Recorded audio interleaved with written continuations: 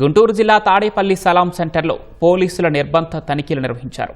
ఎటువంటి గుర్తింపు పత్రాలు లేని 68 వాహనాలను జప్తు చేశారు. గుంటూరు జిల్లాను గంజాయి రహిత జిల్లాగా మారుస్తామని ఎస్పీ వకుల్ జిందాల్ చెప్పారు. గంజాయికి దూరంగా ఉంటామని స్థానికులతో ప్రతిజ్ఞ చేయించారు. జిల్లాలో ఇప్పటివరకు 35 ప్రాంతాల్లో నిర్బంధ తనిఖీలు నిర్వహించినట్లు ఎస్పీ వెల్లడించారు. 350 మందిపై గంజాయి కేసులు నమోదు చేశామన్నారు.